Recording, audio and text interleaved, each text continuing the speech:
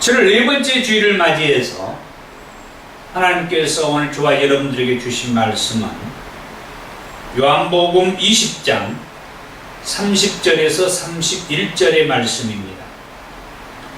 예수께서 제자들 앞에서 이 책에 기록되지 아니한 다른 표적도 많이 행하셨으나 오직 이것을 기록함은 너희로 예수께서 하나님의 아들 그리스도이심을 믿게 하려 하며 또 너희로 믿고 그 이름을 힘입어 생명을 얻게 하려 함이니라. 계속해서 요한복음 21장 25절의 말씀입니다. 예수께서 행하신 일이 이 외에도 많으니 만일 낱낱이 기록된다면 이 세상이라도 이 기록된 책을 두기에 부족할 줄 아노라. 아멘. 오늘은 요한복음의 말씀을 통해서 하나님께서 저와 여러분들에게 주신 메시지로 함께 은혜를 받기를 원합니다. 요한복음의 말씀은 21장으로 기록이 되어 있습니다. 이렇게 21장으로 기록되어 있는 이 요한복음의 말씀은 예수님의 표적에 관한 말씀이 주로 기록되어 있다고 합니다. 오늘 본문으로 읽은 요한복음 20장 30절과 31절 그리고 요한복음 21장 25절의 말씀을 보면 그런 말씀을 합니다. 예수께서 제자들 앞에서 이 책에 기록되지 아니한 다른 표적도 많이 행하셨으나 그리고 예수께서 행하신 일이 이 외에도 많으니 만일 낱낱이 기록된다면 이 세상이라도 이 기록된 책을 두기에 부족할 줄 아노라. 이 말씀들을 보면은 예수님의 그 표적은 이 요한복음 21장에 기록되어 있는 그 표적의 사건들보다도 훨씬 많이 있지만 그러나 이 요한복음을 기록한 저자는 이 정도로 기록을 하고 마쳤다라고 그렇게 말을 한 것입니다. 자, 예수님께서 이 요한복음 21장을 통해서 많은 표적을 행하신 내용의 말씀들을 오늘 저와 여러분들에게 말씀하시면서 이 말씀이 우리에게 주는 의미가 무엇인가, 무엇을 우리에게 말씀하고자 했는가에 대한 말씀을 먼저 첫 번째로 이 요한복음의 저자와 관련된 말씀부터 보면서 알아보도록 하겠습니다. 이 요한복음의 저자는 요한복음에 누구라고 기록되어 있지는 않습니다만은 일반적으로 사도 요한이 요한복음을 기록했다라고 그렇게 말을 합니다. 그렇다면 사도 요한은 어떤 사람인가? 그는 갈릴리 벳세다 사람으로서 아버지는 세베데요, 어머니는 살로메이며 그의 형은 야고보라고 하며 그는 고기 잡는 어부라고 그렇게 말을 합니다. 마태복음 4장 21절과 22절의 말씀입니다. 거기서 더 가시다가 다른 두 형제 곧 세베대의 아들 야고보와 그의 형제 요한이 그의 아버지 세베대와 함께 배에서 그물 깁는 것을 보고 부르시니 그들이 곧 배와 아버지를 버려두고 예수를 따르니라. 이 말씀을 통해서 볼 때에 사도 요한은 그의 형 야고보와 함께 부친과 고기를 잡고 있는 도중에 예수님으로부터 제자로 부름을 받았다라고 하는 것을 알 수가 있습니다. 그때에 예수님의 수제자였던 베드로도 함께 예수님에게 제자로 부름을 받았는데 같이 고기도 잡고 어부의 일을 한 그런 생활을 했기 때문인지는 모르지만 이 베드로와 함께 예수님의 12 제자로서 부름을 받았던 이 사도 요한이 요한복음 12장 23절의 말씀에 보니까 예수님으로부터 많은 사랑을 받은 제자였다고 그렇게 말도 합니다. 그리고 예수님을 가장 가까이서 따르고 모신 예수님의 세 제자 가운데 한 사람이 이 사도 요한이다. 마태복음 17장 1절과 마가복음 9장 2절과 누가복음 9장 28절에 예수께서 베드로와 요한과 야고보를 데리고 기도하러 산에 올라가셨다는 그런 말씀을 해주는데 우리가 잘 아는 변화산에 올라서 기도하는 그런 그 환상을 보고 하는 그런 내용의 말씀에서 예수님을 따르며 예수님과 함께하는 세 제자 베드로와 요한과 야고보를 얘기하는데 그 요한이 이 요한복음을 기록한 사도 요한이다 말씀한 겁니다.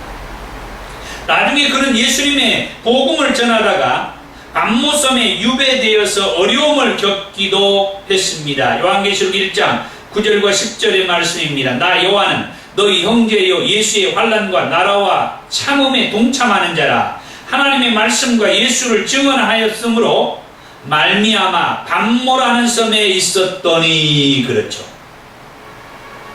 그리고 사도 요한은 예수님이 십자가에 달리셔서 운명하시기 전에 예수님으로부터 예수님의 어머니를 부탁받은 바로 그 요한이었습니다.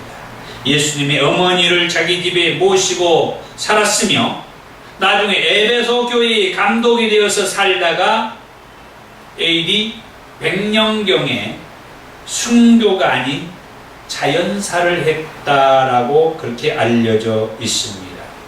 그 외에도 사도 요한은 팔레스타인에 거주하면서 각종 사건을 목격한 그런 사람이었다. 또한 사도 요한은 성질이 급해서 보아너게라고 하는 별명이 있었는데 그 말은 우레의 아들이다. 이 우레의 아들이라는 말을 다른 말로 하면은 소동의 아들, 흥분의 아들, 분노의 아들이라는 말로 해석을 하기도 합니다. 그럼에도 불구하고 예수님의 사도로 부름을 받았으며 예수님으로부터 사랑을 많이 받은 제자였다고 합니다. 그리고 이 사도 요한은 예수님의 사도 가운데에서 성경을 가장 많이 기록한 그런 사도였다. 요한복음과 요한 1서, 2서, 3서를 기록하고 요한 계시록까지 기록하는 그런 업적을 남깁니다. 이 요한복음을 기록한 연대는 사도들이 다 순교하고 다른 성경을 모두 기록한 그때 AD 90년에서 95년 또는 100년이라고 말을 하는 사람도 있는데 그때에 이 요한복음을 기록했다라고 그렇게 말을 합니다. 그 다음에 두 번째로 요한복음은 어떤 책이냐? 참 이 요한복음에 대해서 많은 얘기를 할 수가 있습니다만은 여러 가지 시간과 여러 가지 상황을 고려해서 많이 요약을 해서 말씀을 드려야 할 것 같습니다.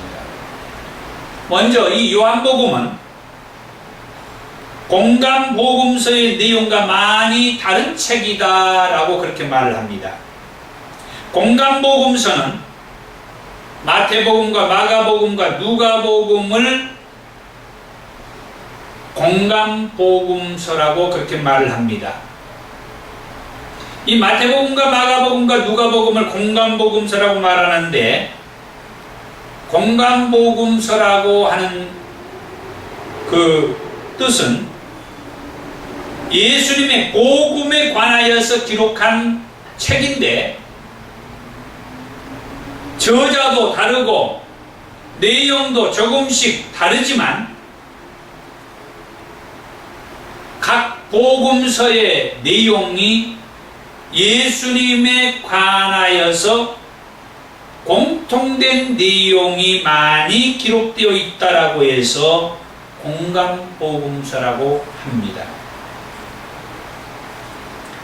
그런데 요한복음 역시 요한복음도 예수님에 관한 복음의 메시지가 기록이 되어 있는데,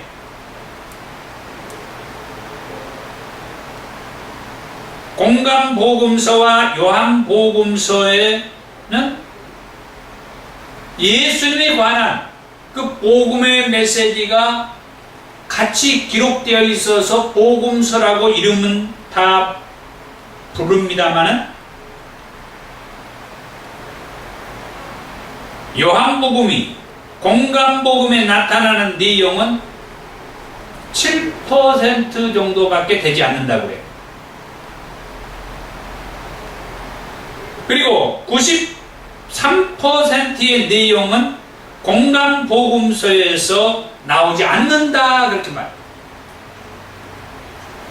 그러니까 요한복음에 기록되어 있는 93%의 내용은 마태와 마가와 누가복음, 이 공간복음서에 기록해서 볼 수 없다, 이 말이에요. 그러니까 나중에 이 요한복음을 기록한 사도 요한이 모든 복음서와 또 나중에 쓴 사도 바울이 쓰거나 또 베드로 사도가 쓰거나, 그래서 이 신약 성경이 다 써진 다음에 이 요한복음을 기록했다라고 아까 말씀을 드렸는데, 이 세 복음서가 기록하지 아니한 예수님에 관한 복음에 관련된, 그것도 예수님의 그 표적에 관련된 많은 얘기들을 이 사도 요한이 나중에 기록했다라고 하는 것이 이 요한복음서이다 하는 말씀. 로버트 카이저라고 하는 사람은 이 요한복음서를 가리켜서 별난복음서라고 그렇게 말을 했어요. 요한복음은 복음서 중에서 가장 깊은 영적인 진리를 담고 있는 복음서다. 그러니까 가장 나중에 썼으니까 또 그런 깊은 영적인 진리를 담아서 기록했다라고 그렇게 볼 수가 있을 것입니다.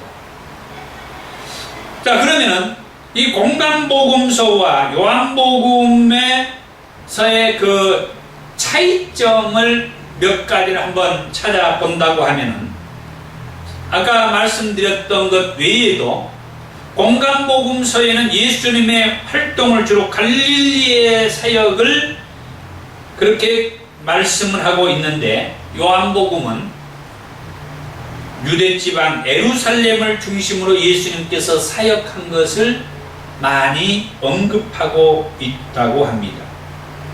그 다음에 공간복음서는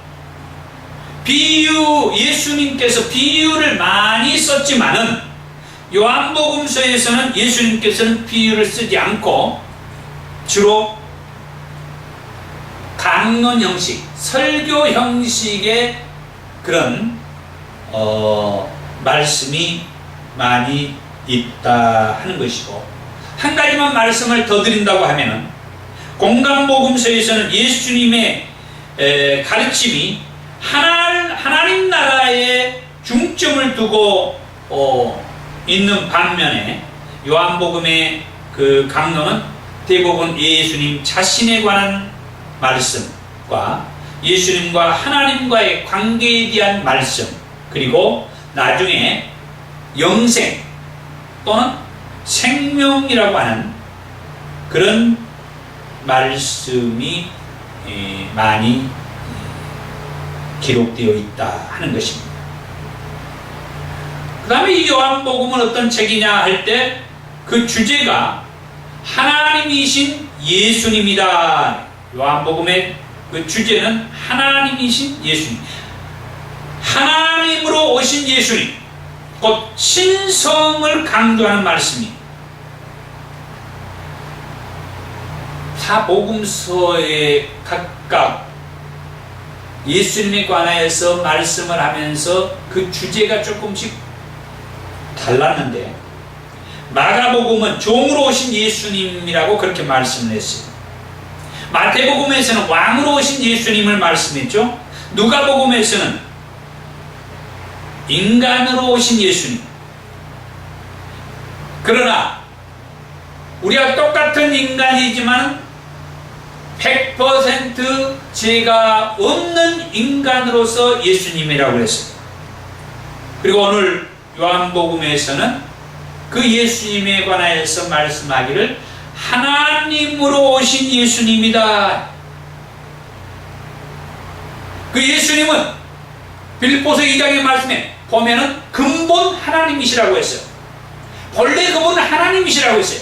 그러나 인간의 몸을 입고 이 땅에 오시는데 하나님의 그 성품을 가지고 오셨다 이게, 신의 성품, 신성을 가지고 오셨다 이게.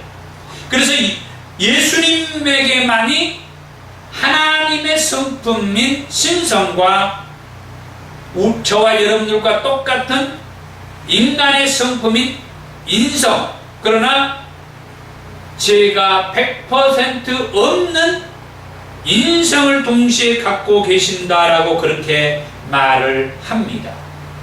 하나님도 하나님의 성품만 가지고 계시고 우리 인간의 성품을 가지고 계시지 않고, 우리 인간들에게도 인간의 성품, 인간의 성품이라고 말하는 것은 죄가 있는, 죄를 지을 경향성을 가지고 있는 그런 성품을 말하는 거예요. 우리 인간은 죄가 있고 죄를 지을 경향성을 가진 그런 죄성을 가진 성품이 인간의 성품이다 이 말이에요. 그러니까 하나님께서는 죄가 있거나 죄를 지을 경향성이 있는 그런 인성이 없어요. 그러나 예수님만은 하나님의 성품과 인간의 성품을 가지고 계시지만 단 죄가 없는 인간의 성품을 가지고 계신다 하는 것입니다. 그 다음에 요한복음에는 보혜사 성령님에 대해서 말씀을 해주고 있습니다. 요한복음 3장 5절에 사람이 물과 성령으로 나지 아니하면 하나님의 나라에 들어갈 수 없다. 여기에서 성령이라고 하는 말씀을 언급을 하고, 조금 더 가서 요한복음 3장 8절에 가면은 바람이 임의로 불매 내가 그 소리를 들어도 어디서 와서 어디로 가는지 알지 못하나니 성령으로 난 사람도 그러한다. 성령으로 난 사람에 대해서 말씀을 합니다. 그리고 좀 지나가서 요한복음 7장 37절에서 39절의 말씀에 보면은 명절 끝날 곧 큰 날에 예수께서 서서 외쳐 이르시되 누구든지 목마르거든 내게로 와서 마시라. 나를 믿는 자는 성경의 이름과 같이 그 배에서 생수의 강이 흘러나오리라 하시니 이는 그를 믿는 자들이 받을 성령을 가리켜 말씀하신 것이라. 그래가지고 가로 열고 예수께서 아직 영광을 받지 않으셨으므로 성령이 아직 그들에게 계시지 아니하시더라 하면서 가로를 닫았어요. 예수님께서 아직 영광을 받지 않으셨으니까, 아직 부활하시고 승천에 올라가시지 않으셨으니까 성령이 아직 그들에게 계시지 아니했다. 그 이유가 이 말씀에 있습니다. 요한복음 14장 26절에 보혜사 곧 아버지께서 내 이름으로 보내실 성령 그가 너희에게 모든 것을 가르치고 내가 너희에게 말한 모든 것을 생각나게 하리라. 보혜사 곧 아버지께서 내 이름으로 보내실 성령 그랬어요. 요한복음 15장 26절에 내가 아버지께로부터 너희에게 보낼 보혜사 곧 아버지께로부터 나오신 진리의 성령이 오실 때에 그가 나를 증언하실 것이요. 여기에서도 내가 예수님이요, 예수님께서 아버지께로부터 너희에게 보낼 보혜사, 예수님께서 아버지께로부터 너희에게 보낼 보혜사 성령을 말씀하고, 요한복음 16장 7절 그러나 내가 너희에게 실상을 말하노니 내가 떠나가는 것이 너희에게 유익이라. 예수님 떠나간다는 말씀을 합니다. 떠나가는 것이 우리에게 유익이다, 제자들에게 유익이다. 내가 떠나가지 아니하면 보혜사가 너희에게로 오시지 아니할 것이요. 예수님께서 떠나가지 아니하면 보혜사가 제자들에게, 저와 여러분들에게 오시지 아니할 것이다. 이게 그러니까 예수님께서 떠나가는 것이 우리에게 유익이라는 말씀이 바로 그런 말씀이에요. 그리고 예수님께서 아직 영광을 받지 아니하셨다는 말씀이 바로 그 말씀입니다. 아직 예수님께서 영광을 받지 않아요. 하나님 앞에 가시지 않았기 때문에 성령이 아직 그들에게 계시지 아니했다는 말이 바로 그 말씀이란 말이에요. 자, 그래서 예수님께서 떠나가면 내가 그를 너희에게로 보내리라. 예수님께서 하늘나라로 승천에 올라가시면 보혜사를 보내주시는데 내가 그를 너희에게로 보내리라. 아까 먼저 앞서의 말씀에서는 아버지께서 내 이름으로 보내실 성령, 아버지께로부터 너희에게 보낼 보혜사, 아버지로부터 온다고 그랬잖아요. 그런데 예수님이 올라가시면은 아버지가 보내요?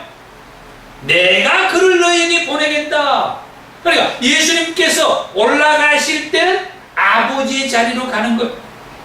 요한복음 16장 13절의 말씀이 그러나 진리의 성령이 오시면 그가 너희를 모든 진리 가운데로 인도하시리니 그가 스스로 말하지 않고 오직 들은 것을 말하며 장래의 일을 너희에게 알리시리라.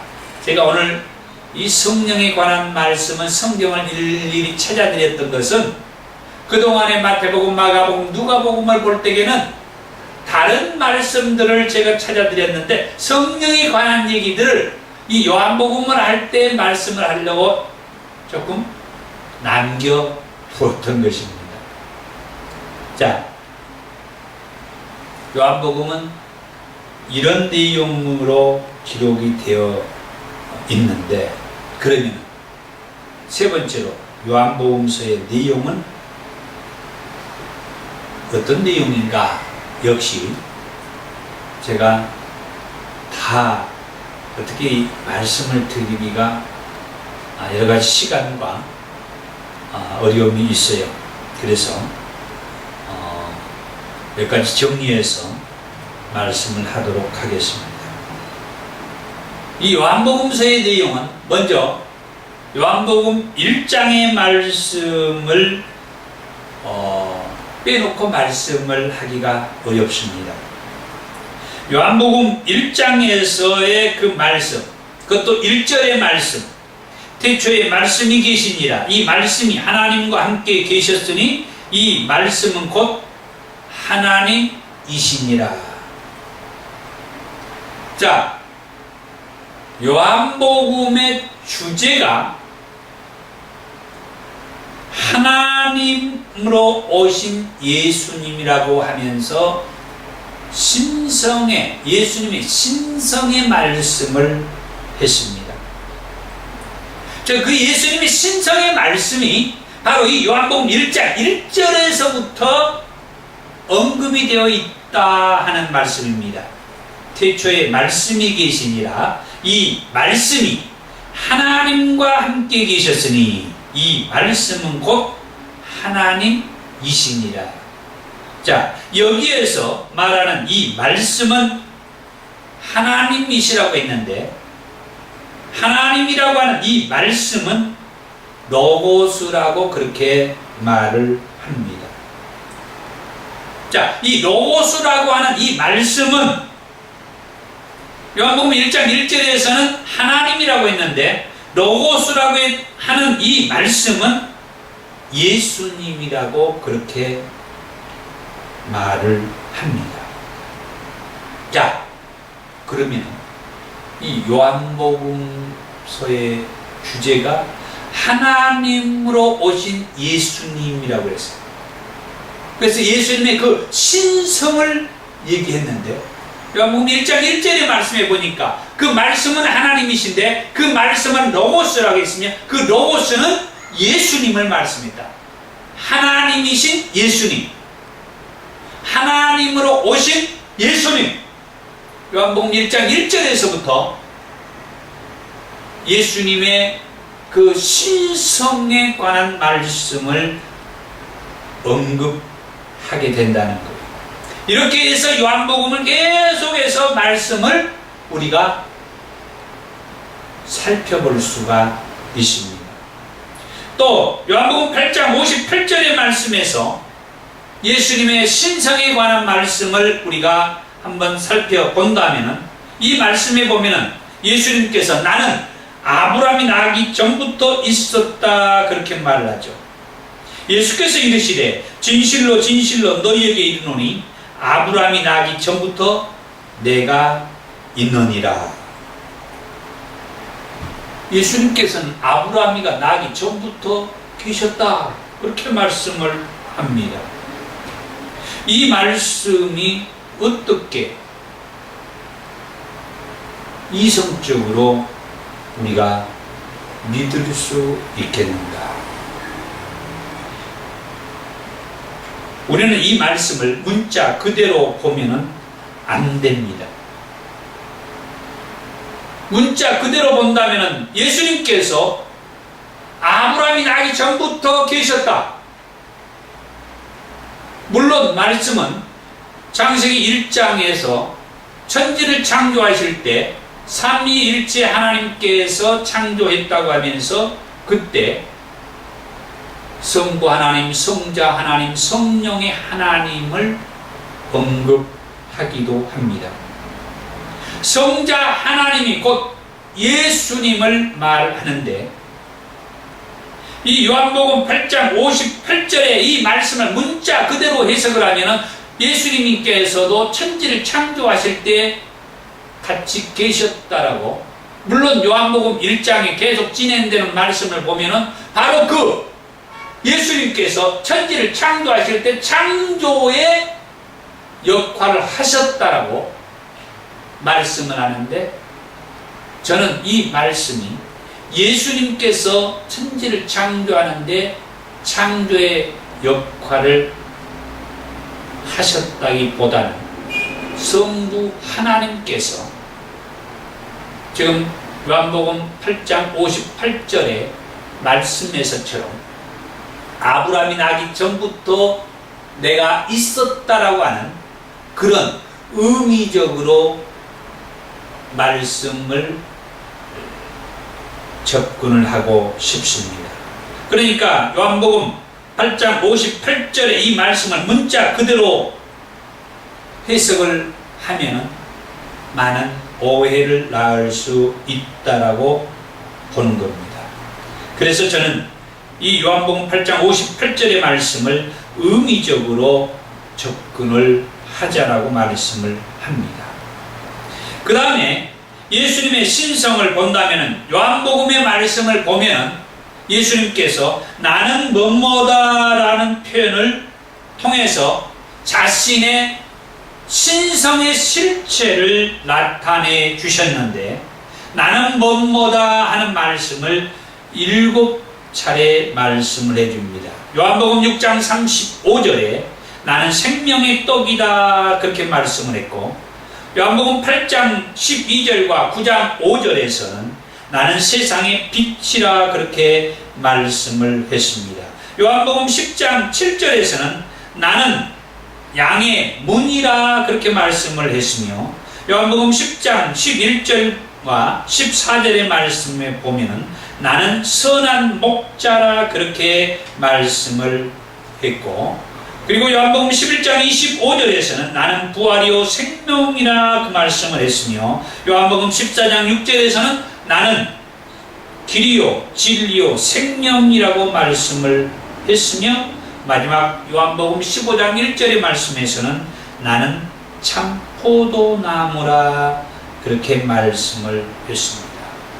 이 말씀을 통해서 볼 때 나는 무엇보다 생명의 떡이다, 나는 세상의 빛이다, 뭐 이런 떡이다, 빛이다, 문이다, 또는 목자다, 그리고 뭐 부활이다, 길이다, 포도나무다, 뭐 이런 말씀들은 다 의미적으로 접근을 하자라고 하는 것입니다. 그 다음에 그게 이제 예수님이 하나님의 그 성품인 신의 성품을 가지셨다라고 우리가 이제 볼 수 있다라고 하는 거죠. 또 요한복음서에서는 7가지 표적을 말씀을 해주고 있는데, 요한복음 2장에서 물의 포도주로 그렇게 바뀌는 그런 표적을 맨 처음에 행하셨습니다. 그 다음 요한복음 4장 43절에서 54절의 말씀에 보면은 왕의 신하의 아들을 예수님께서 고쳐주시는 그런 표적을, 사건을 행하셨으며, 요한복음 5장 1절에서 13절의 말씀에 38년 된 병자를 고쳐주신 그런 표적이 있으며, 요한복음 6장 1절과 14절에서 오병이어의 표적이 있습니다.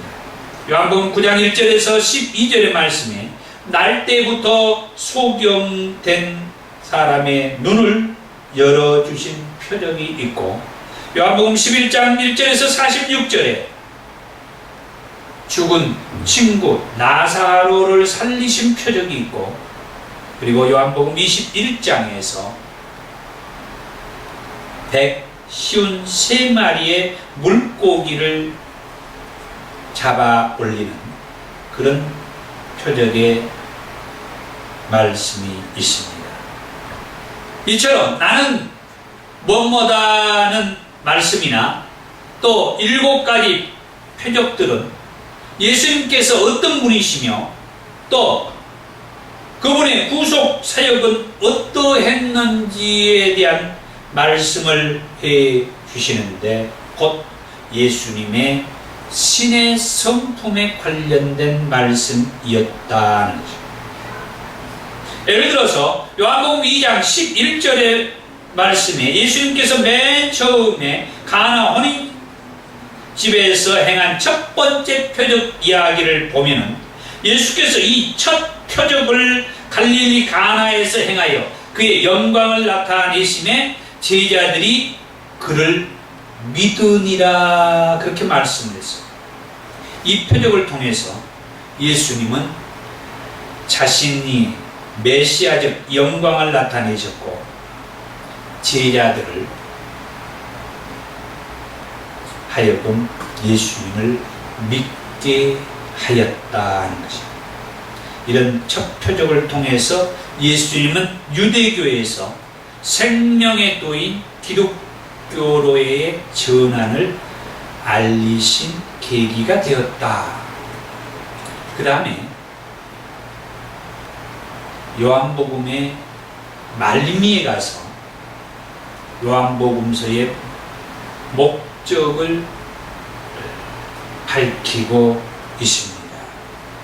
그게 이제 오늘 제가 본문으로 삼았던 요한복음 20장 30절에서 31절과 21장 25절의 말씀이었습니다. 예수께서 제자들 앞에서 이 책에 기록되지 아니한 다른 표적도 많이 행하셨으나 오직 이것을 기록함은 여기에 기록한 것 외에 많은 표적을 행하셨지만 오직 이것을 기록한 것은 이 요한복음서를 기록한 목적이 여기에 나오는데 너희로 예수께서 하나님의 아들 그리스도이심을 믿게 하려 하며 또 너희로 그 예수를 곧 하나님의 아들 그리스도이심을 믿고 그 예수의 이름을 힘입어서 생명을 얻게 하려 함이라 그랬습니다. 사도 요한이 요한복음서를 기록한 목적이죠. 예수가 하나님의 아들 그리스도이신 것을 믿게 하고 그를 의지하여서 그 이름을 힘입어 예수의 이름을 힘입어서 영원한 생명을 얻게 하는 것이 이 요한복음서를 기록한 사도 요한의 그 목적, 의도다. 누가복음은 그 목적을 누가복음 1장 1절에서 4절에 기록을 했다고 했습니다. 요한복음은 모든 얘기를 다 한 다음에 마무리를 지으면서 요한복음 20장 30절과 31절 그리고 21장 마지막 25절에서 이 요한복음서를 기록한 목적을 말씀해 주고 있다고 하는 것입니다. 이제 저와 여러분들이 정말 이 요한복음서를 통해서 이 요한복음을 기록한 저자인 사도 요한이 우리에게 무엇을 말씀하고자 했는가를 잘 이렇게 새기셔서 이 요한복음서의 말씀을 접하고 이해하고 이 요한복음서의 말씀을 통해서 우리가 어떻게 살아야 할 것인가 하는 그런 생각과 마음가짐을 가져야 하지 않겠는가. 그것은 사도 요한이 이 요한복음서를 기록한 그 목적, 의도에서 우리가 찾아야 되지 않겠는가 하는 것입니다. 그것은 다시 한번 말하지만 예수님이 하나님의 아들 그리스도이시다라고 하는 사실을 믿는 것이며 그 예수님을 의지하여서 그 예수의 이름을 힘입어서